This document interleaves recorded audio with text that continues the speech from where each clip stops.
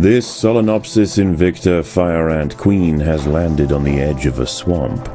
She may be far from her native habitat, but the fire ants are well known for their ability to adapt. Competition for food will be fierce. She will need to raise an army quickly to compete with the local predators.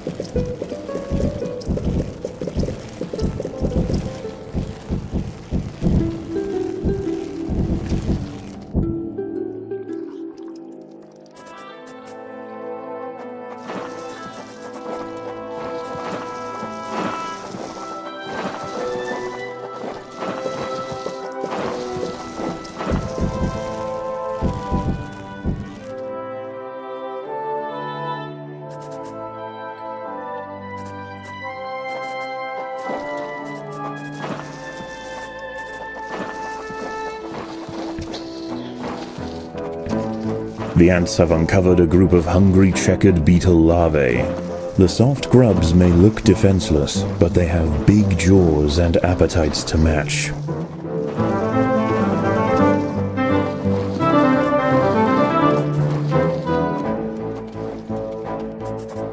There are intruders in the nest.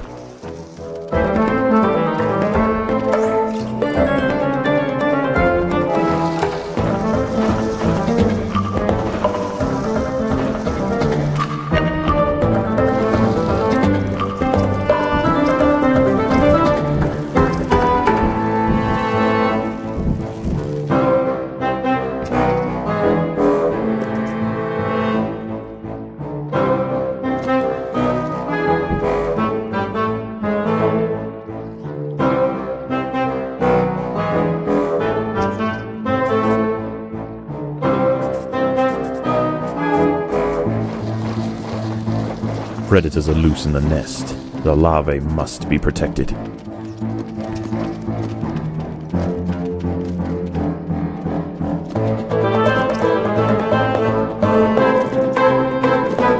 This colony must remain small for now. Food is too scarce to support greater numbers.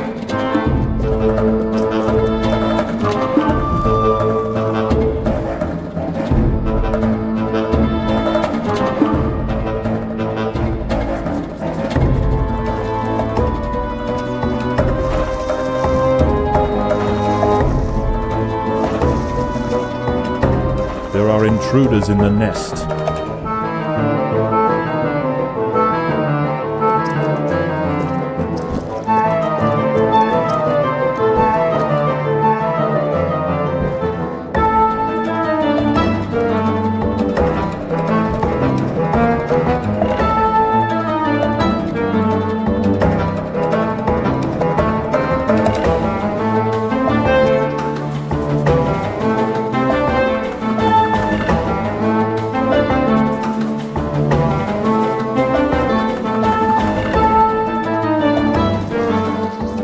intruders in the nest.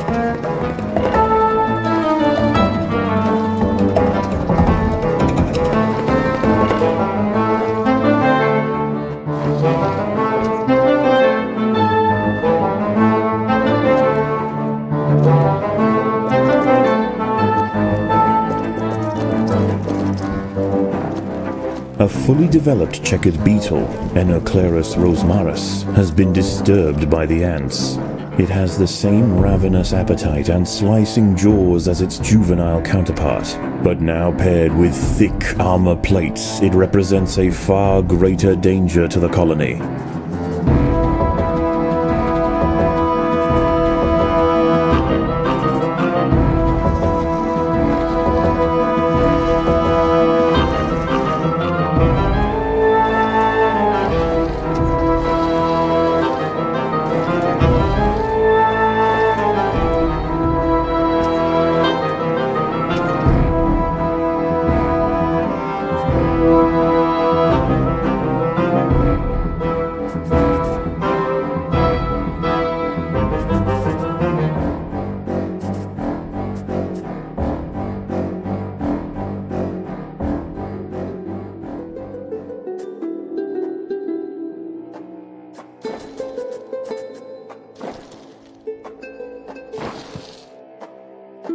There are intruders in the nest.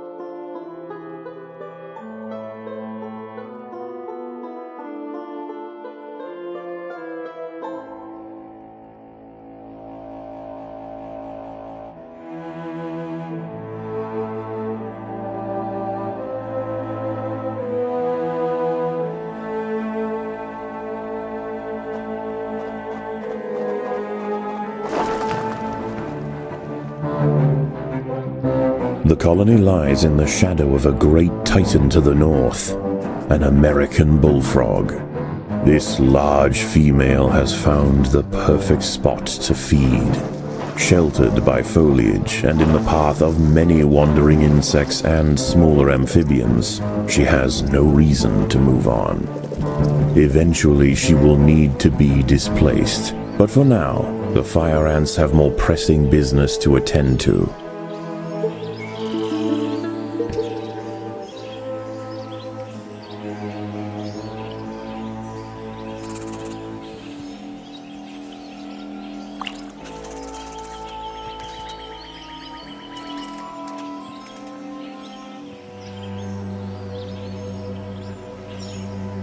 Many of the milkweed plants growing nearby are infested with aphids. Their honeydew excretions present an ideal, energy-rich food source for the fire ants. Aphids far from the nest are vulnerable, however, and are sometimes relocated closer to home where they can be better protected from predators and thieves. As the sun sets, the local amphibians begin to emerge from moist crevices near the water's edge. Lone invertebrates will be picked off quickly. The ants should travel in numbers or not at all. The ponds surrounding the nest are perfect hunting grounds for fishing spiders. They have keen eyesight and can skip across the water to quickly chase down unsuspecting prey wandering too close to the edge.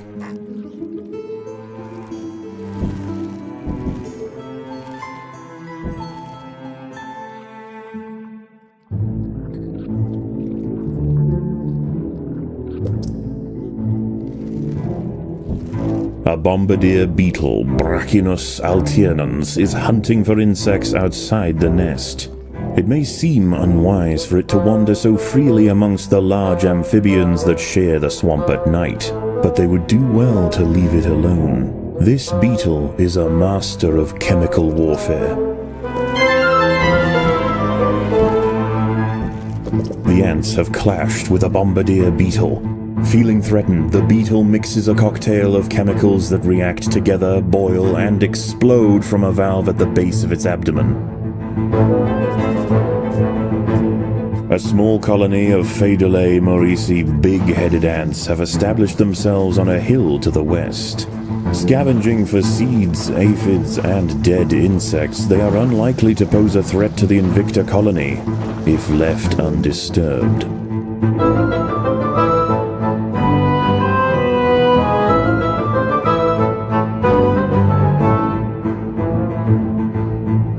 At night, eastern narrow-mouthed toads patrol above ground looking for food. Ants make up 75% of their diet, so the small colony must stay alert.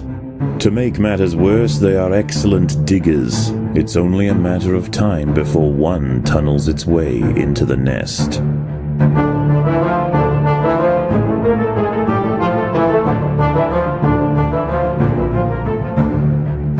A wasp-manted fly, Climachala brunea, has descended from her perch into the path of the ants. Unrelated to true mantids, her spiked raptorial forelegs are a perfect example of convergent evolution. An ant has been devoured by Aurichea quadradicitata, a dwarf salamander. It is nimble, fast, and slender enough to wiggle through tight crevices in search of food. Dolomedes triton, the six-spotted fishing spider, has been observing the fire ants. Noticing that the majority of the group are engaged in pontoon construction, she skims to the water's edge to pick off workers one by one.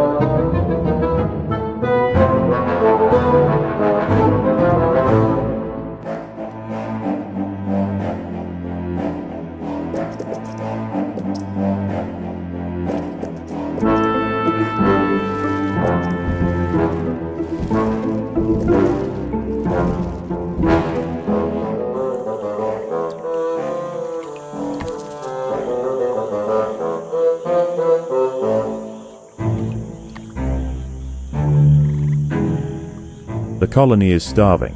There's not enough food to feed the new brood.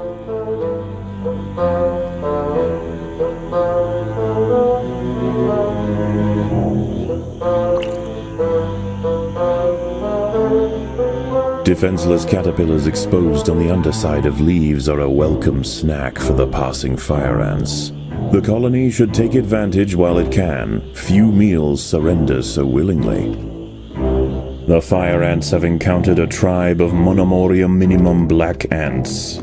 These tiny little ants may seem feeble, but the Invicta colony would do well to treat them with caution. Although primarily scavengers, they are armed with powerful chemical secretions and have been known on occasion to invade fire ant nests.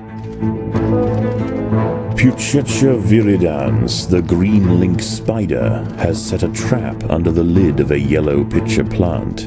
Dangling precariously over the pitcher's corrosive soup, the lynx waits patiently. Time after time, insects attracted by the scent of nectar conveniently present themselves at her feet.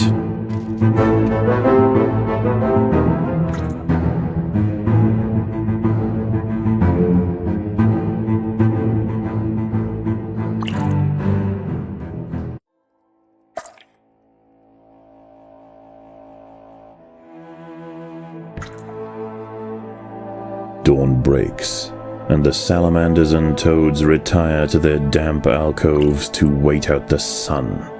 Only the great bullfrog remains. She sits patiently on her throne, waiting for the next meal to wander by.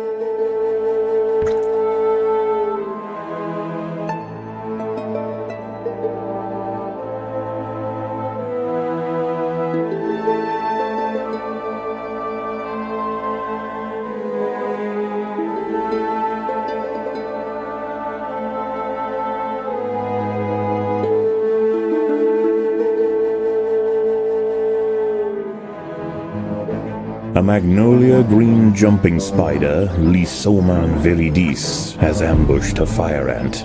It prefers to hunt on foliage, where it is less likely to be spotted by predators and prey alike. Out on the ground it's more vulnerable, but that won't stop it from snacking on lone ants far from the safety of the nest.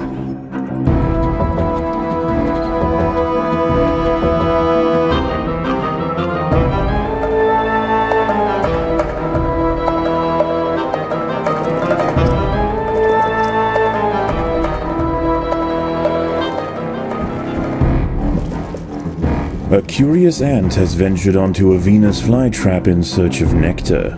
If it brushes against the hairs on the open, red-tinged leaves, they will snap shut, encasing the ant in an ever-tightening cell. There is no escape. The prisoner will be slowly digested until nothing more than a husk remains.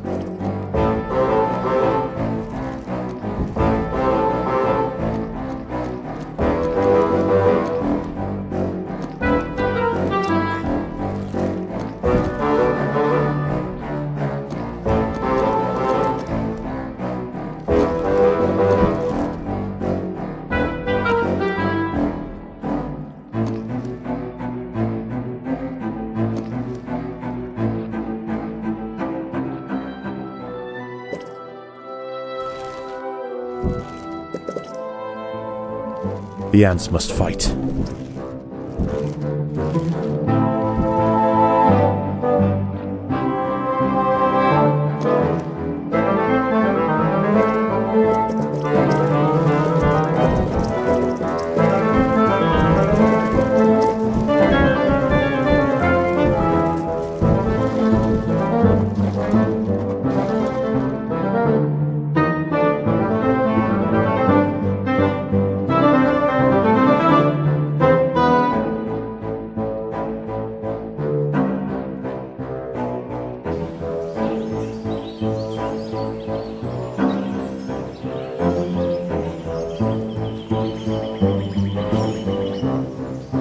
A six-spotted tiger beetle, Cicindela sexcutata, is on the move near the nest. Its metallic green elytra make it unmistakable, and like its other tiger beetle cousins, long legs give it the speed to chase down small arthropods with ease.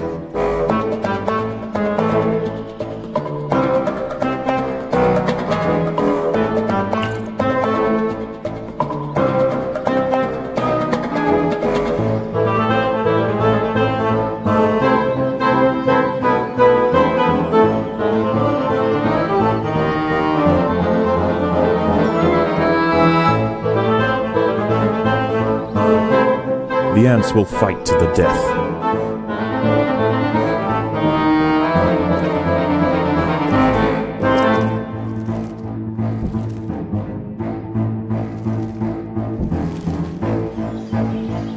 The ants have been attracted to secretions of nectar produced by a yellow pitcher plant. In order to feed, however, the ants must position themselves precariously over a deep vat of digestive liquid. Waxy deposits on the rim ensure that any ant that steps too far in won't be stepping out again.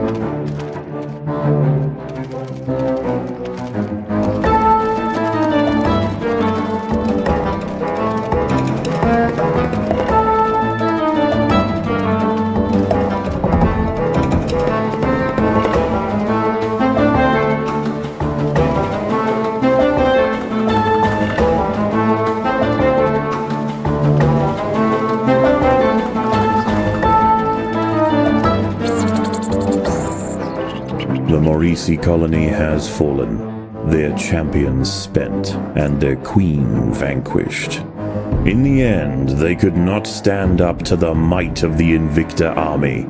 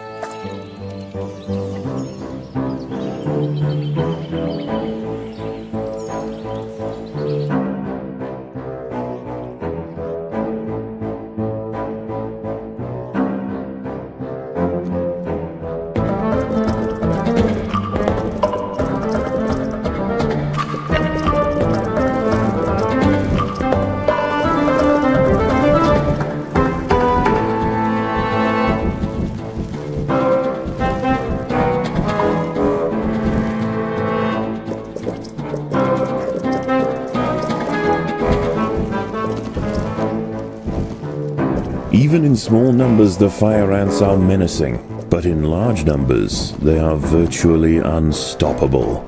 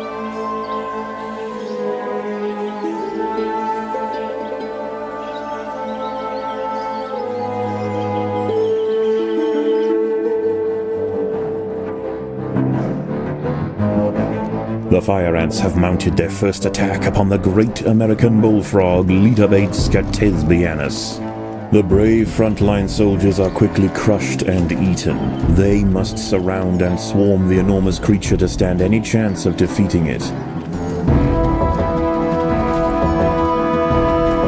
Once again, dusk sets in over the swamp. Soon, the sandy undergrowth will be teeming with salamanders, toads, and nocturnal beetles.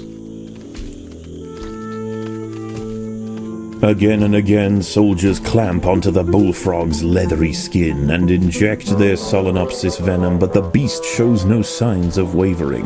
The fire ants must maintain their resolve.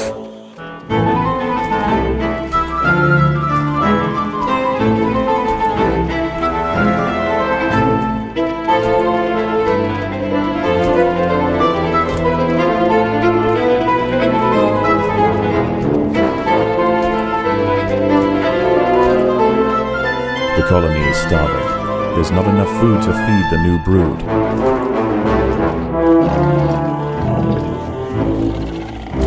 Overwhelmed with burning venom, the bullfrog finally succumbs to the might of the fire ants. Utterly spent, it collapses on the hillside, leaving the victors free to consume its body. Unbeknownst to the ants, the presence of the bullfrog was keeping many other local amphibians at bay. The power vacuum it left behind is attracting a host of salamanders and frogs eager to take its place. The ants should go to ground quickly and prepare for the imminent chaos.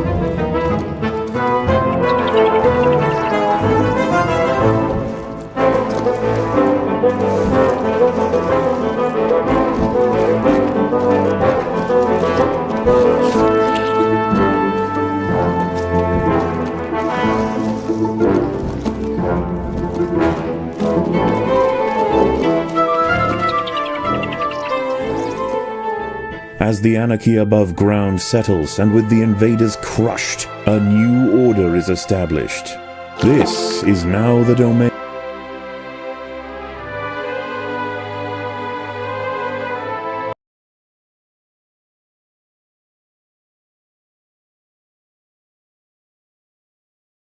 I knew it. I knew it. With the proper exposure and stimulation, the mutation possibilities are boundless. The potential for amalgamation, which is, of course, an epistatic effect owing to increased cytoplasmic viscidity in What are you doing?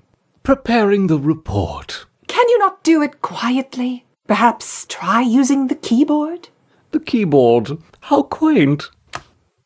Ugh.